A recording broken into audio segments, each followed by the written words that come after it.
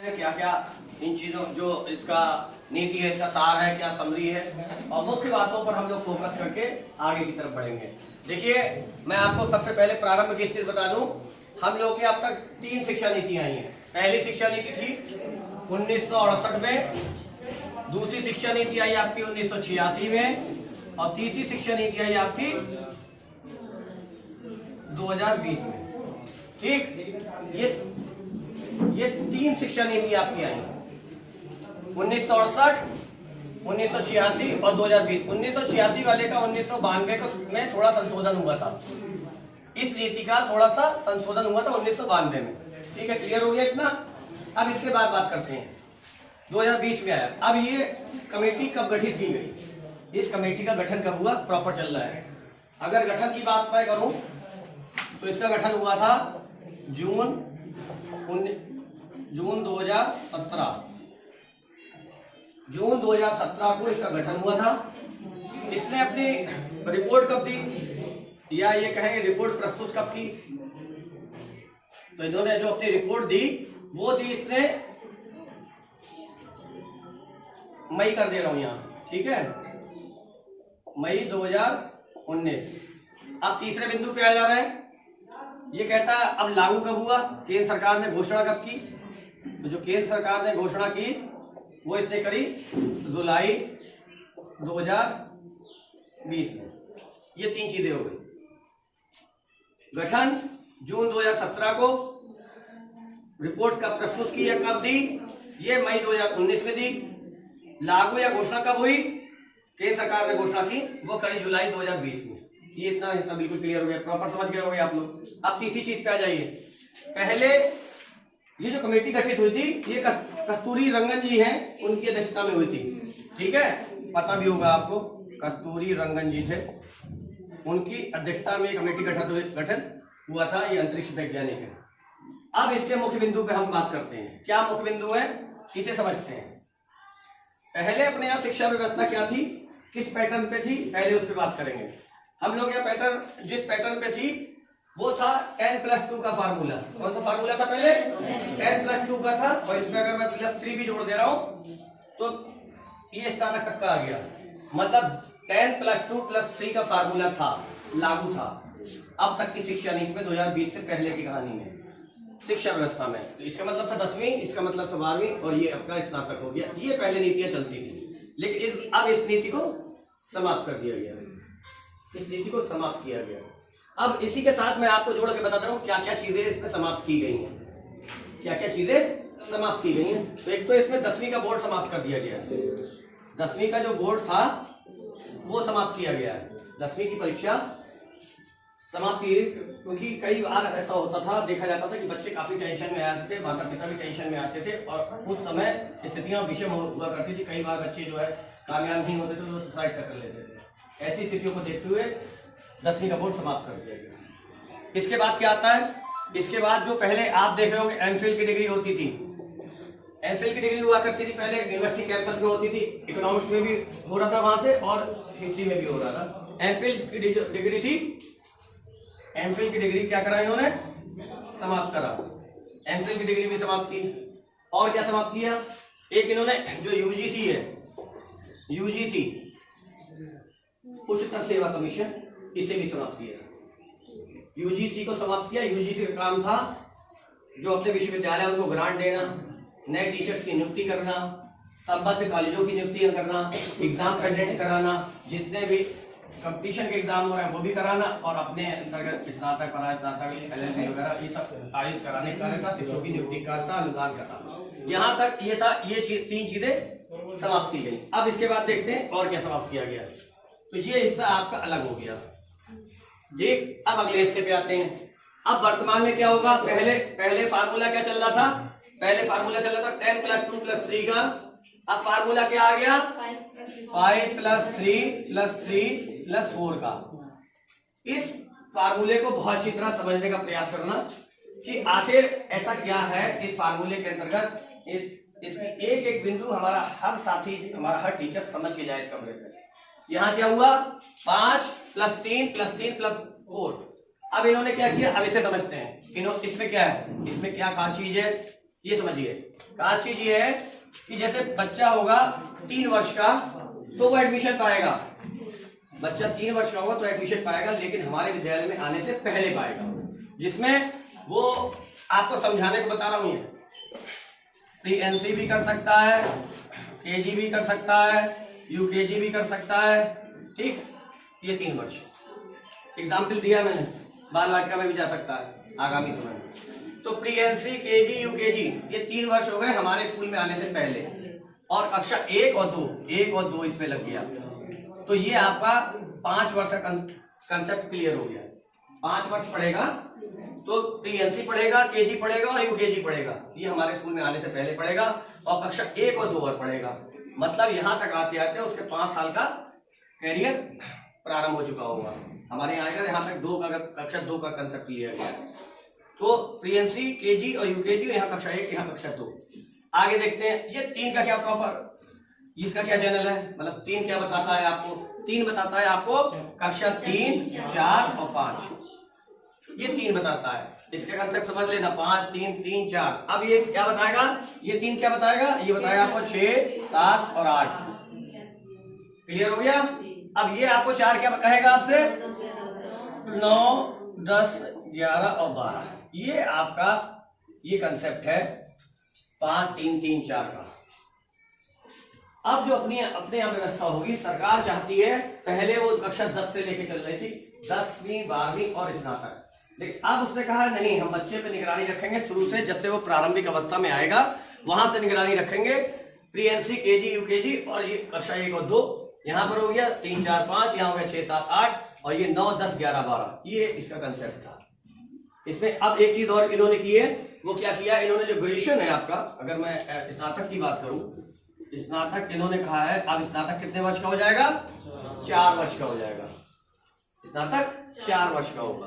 पहले अच्छा देखिए 90 के दशक के आसपास मुझे ध्यान है, तब हम लोग का 2 वर्ष का चलता था। उसके बाद दौर आया आज 91 वगैरह में 3 वर्ष का हो गया, और 3 वर्ष से वही परंपरा चली आ रही थी इनके अंतर्गत। लेकिन जब नई शिक्षा नीति आई, उसमें स्नातक जो है हमारा ग्रेजुएशन है, चाहे वो बीएससी कर रहे हो या बीकॉम कर रहे हो या बीए कर रहे हो, तो वो 4 वर्ष का हो जाएगा।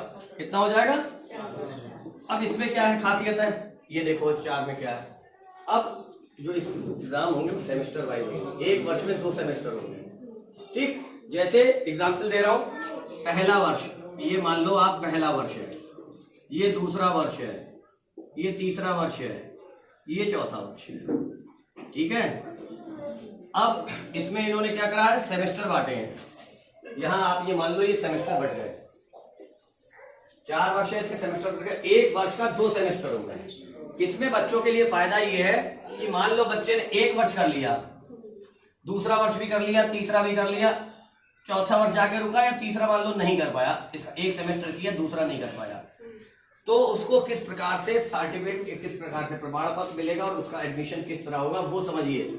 जब पहला वर्ष बच्चा कर लेगा तो उसे सर्टिफिकेट जारी होगा। क्या कहेंगे उसे, सर्टिफिकेट जारी होगा पहले वर्ष में, ठीक। पहले वर्ष में उन्होंने सर्टिफिकेट दे दिया। अब पहला वर्ष पास हो गया, अब इसका मतलब 2 सेमेस्टर कर लिए उसने। अब दूसरा वर्ष अगर पास किया तो उसे डिप्लोमे का सर्टिफिकेट, मतलब डिप्लोमा दिया जाएगा। क्या दिया जाएगा, डिप्लोमा दिया जाएगा। जब तीसरे में पहुंचेंगे तो एक अगर सेमेस्टर पूरा किया है या दूसरा, दोनों पूरा कर लिए हैं, और दोनों अगर वो पूरा कर रहे हैं तो वो एक प्रकार से यहाँ पर उसकी डिग्री पूरी हो जाती है, तो यहाँ पर डिग्री दी जाएगी। क्या दिया जाएगा, डिग्री। अब जो इस एग्जाम होंगे सेमेस्टर वाइज होंगे, 1 वर्ष में 2 सेमेस्टर होंगे, ठीक। जैसे एग्जाम्पल दे रहा हूं, पहला वर्ष, ये मान लो आप पहला वर्ष है, ये दूसरा वर्ष है, ये तीसरा वर्ष है, ये चौथा वर्ष है, ठीक है। अब इसमें इन्होंने क्या करा है, सेमेस्टर बांटे हैं। यहां आप ये मान लो ये सेमेस्टर बट गए, 4 वर्ष है, इसके सेमेस्टर बट गए, 1 वर्ष का 2 सेमेस्टर हो गए। इसमें बच्चों के लिए फायदा ये है कि मान लो बच्चे ने 1 वर्ष कर लिया, दूसरा वर्ष भी कर लिया, तीसरा भी कर लिया, चौथा वर्ष जाके रुका, या तीसरा मान लो नहीं कर पाया, इसका 1 सेमेस्टर किया, दूसरा नहीं कर पाया, तो उसको किस प्रकार से सर्टिफिकेट, किस प्रकार से प्रमाण पत्र मिलेगा और उसका एडमिशन किस तरह होगा वो समझिए। जब पहला वर्ष बच्चा कर लेगा तो उसे सर्टिफिकेट जारी होगा। क्या कहेंगे उसे, सर्टिफिकेट जारी होगा पहले वर्ष में, ठीक। पहले वर्ष में उन्होंने सर्टिफिकेट दे दिया। अब पहला वर्ष पास हो गया, अब इसका मतलब 2-2 सेमेस्टर कर लिए उसने। अब दूसरा वर्ष अगर पास किया तो उसे डिप्लोमे का सर्टिफिकेट मतलब डिप्लोमा दिया जाएगा। क्या दिया जाएगा? डिप्लोमा दिया जाएगा। जब तीसरे में पहुंचेंगे तो एक अगर सेमेस्टर पूरा किया है या दूसरा दोनों पूरा कर लिए हैं और दोनों अगर वो पूरा कर रहे हैं तो वो एक प्रकार से यहाँ पर उसकी डिग्री पूरी हो जाती है। तो यहाँ पर डिग्री दी जाएगी। क्या दिया जाएगा? डिग्री। तीसरे में तीसरा वर्ष पूरे होने पर डिग्री दी जाएगी और चौथे वर्ष जब पूरा होगा तो चौथा वर्ष जैसे ही पूरा होगा उसे शोध में प्रमाण पत्र दिया जाएगा, जिसका नाम दिया जाएगा शोध से संबंधित। ठीक। अब अगर यहाँ पर अब कहा जाए कि भाई है तो 4 वर्ष का, तो यहाँ पे क्यों डिग्री दे रहे हैं? डिग्री यहाँ पर इसलिए दे रहे हैं तीसरी बार में कि जो आज वैकेंसी निकलती है, बच्चा यहाँ 3 वर्ष कर चुका, उसे डिग्री मिल गई, अब वो जैसे ही यूपीएससी की वैकेंसी आएगी या जिस लेवल की वैकेंसी आएगी वो उसमें आवेदन कर सकता है 3 वर्ष के बाद ही। और चौथा वर्ष वो अगर करना चाहे तो चौथा वर्ष भी कर सकता है।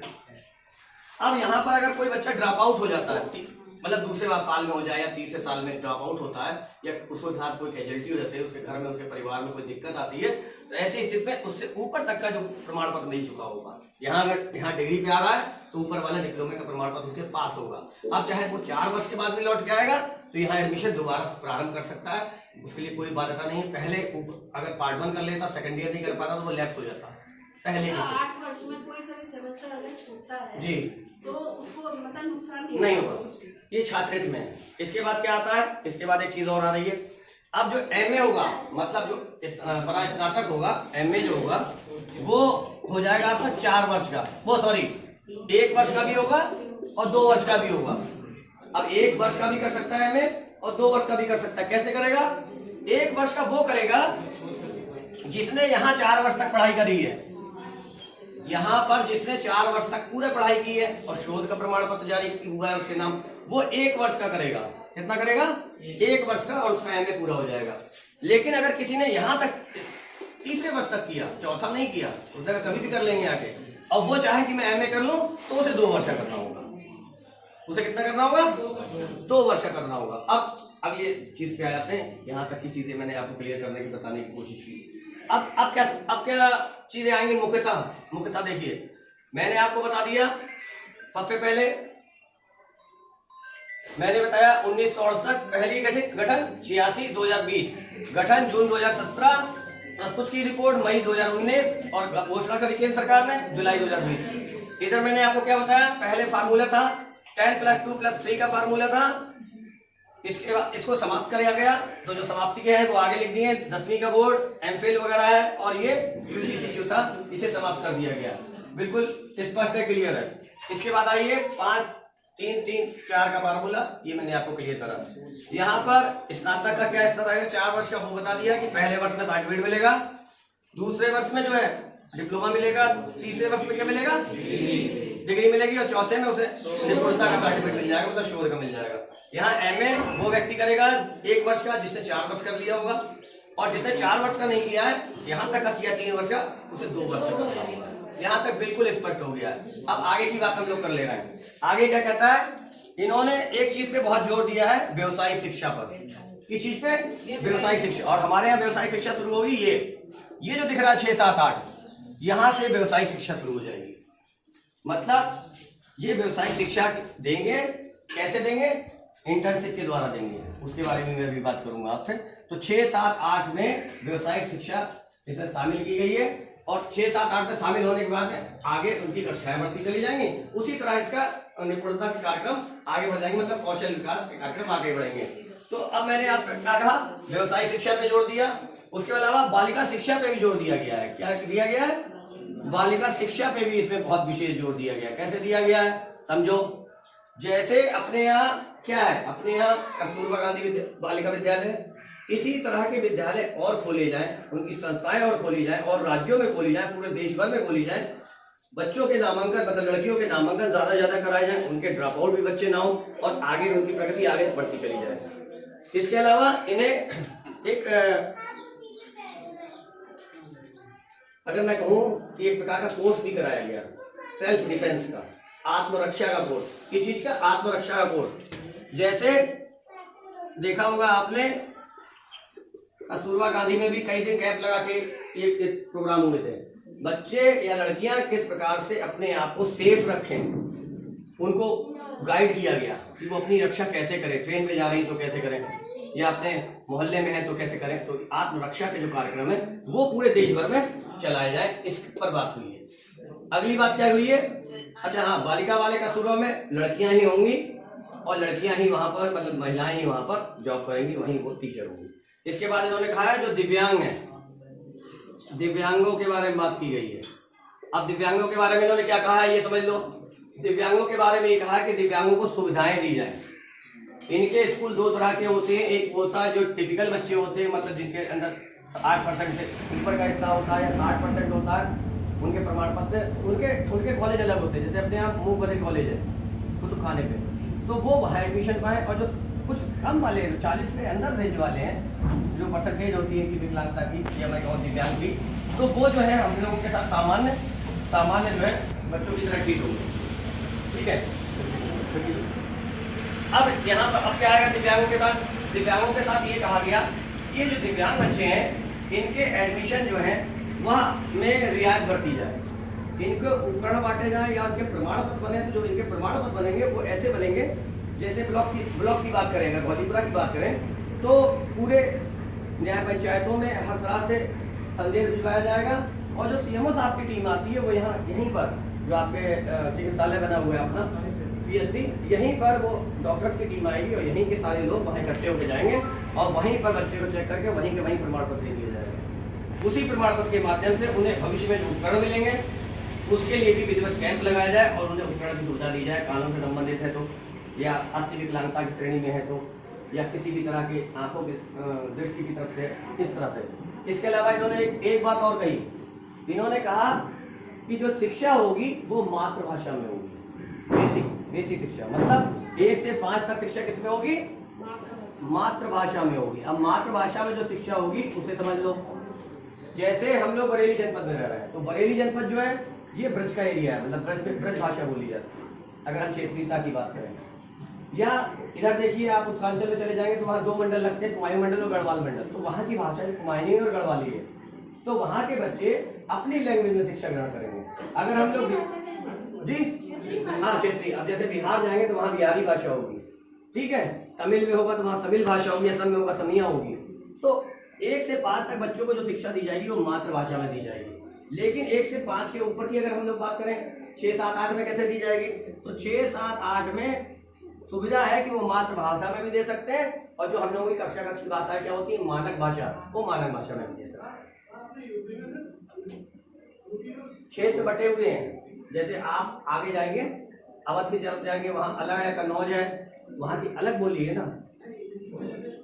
देखिए वैसे सारा यूपी जो है ये सारा यूपी क्षेत्रीयता के दम से कई भागों में बटा है। जैसे खड़ी बोली इधर के एरिया में खड़ी बोली भी लगेगी, या खड़ी बोली आपके मेरठ साइड में भी लगेगी, मेरठ साइड में भी लगेगी। तो जहाँ के लोग होंगे उस भाषा में शिक्षा दी जाए। अगर अवध का एरिया है तो अवधी भाषा में दी जाए शिक्षा, ठीक है। कन्नौज का एरिया तो कन्नौजी भाषा में दी जाए, मेरा मतलब ये है। अब अगली बात करिए 6, 7, 8 में कोई बाध्यता नहीं है, मातृभाषा में भी हो सकता है शिक्षण उसका और मानक भाषा में भी हो सकता है। अब एक चीज और स्पष्ट करने को रह गई, वो चीज बनती है शिक्षा कैसी हो। नई शिक्षा नीति के अंतर्गत शिक्षा कैसी हो, तो शिक्षा कैसी होनी चाहिए? शिक्षा में समानता हो। क्या हो? समानता हो। शिक्षा व्यवस्था समानता से मतलब क्या है? जितने बोर्ड चल रहे थे, आईसीएस वाले बोर्ड चल रहे हो, सीबीएसई बोर्ड चल रहे हो, यूपी बोर्ड चल रहा हो, उस बोर्ड को समाप्त करके जो है एक सी व्यवस्था शिक्षा की पूरे देश में कर दी जाए, उस समानता की बात कर रहा है। दूसरी बात क्या कर रहा है? भाषाई जो विभिन्नता है, भाषा की जो विभिन्नता है उसका क्षेत्र के हिसाब से ज्यादा प्रभाव शिक्षा व्यवस्था पे ना पड़े। भाषाई विविधता जो है वो समाप्त हो एक प्रकार से देखी जाए। इसके बाद किसकी बात कही है इन्होंने? गुणवत्ता की कही है। ये खास चीज है गुणवत्ता। शिक्षा कैसी हो? क्वालिटी एजुकेशन हो, गुणवत्तापूर्ण शिक्षा हो, ऐसी शिक्षा जिससे जो तथ्य आप देना चाहते हैं, बच्चे को जो समझाना चाहते हैं, वो बहु बच्चा वही सीखे। तो ये हम कहेंगे कि हाँ भाई ये गुणवत्तापूर्ण शिक्षा है। इसके बाद एक बात उन्होंने और खास इसके बारे में कही है कि सस्ती हो, सुलभ हो, आसानी से मिल जाए और सस्ती हो। मतलब ऐसी ना हो कि हर व्यक्ति इसको सहन ना कर पाए, वहन ना कर पाए। इसके बाद एक बात और कही, वो क्या कहा है आपसे, ये कहा है कि समानता पूर्ण हो, गुणवत्तापूर्ण हो, भाषाई विषमता दूर हो, सस्ती हो और सबकी पहुंच में हो। कैसी हो शिक्षा? सबकी पहुंच में हो, सबकी पहुंच में हो। तो शिक्षा व्यवस्था सबकी पहुंच में होनी चाहिए, इसकी बात कही गई है। तो जो हमारी नई शिक्षा नीति कहती है और जितने भी कंसेप्ट हैं, जितने भी बिंदु हैं, लगभग हमारे इस 15 मिनट 10 मिनट में 15 मिनट में वो सारे ही बिंदु मैंने आपको बता दिए हैं। और मैं नहीं समझता शायद एक आध कोई बिंदु रह गया होगा, पर बाकी तो मैंने पूरा प्रयास किया है कि आप लोगों को पूरी चीजें बता दी है।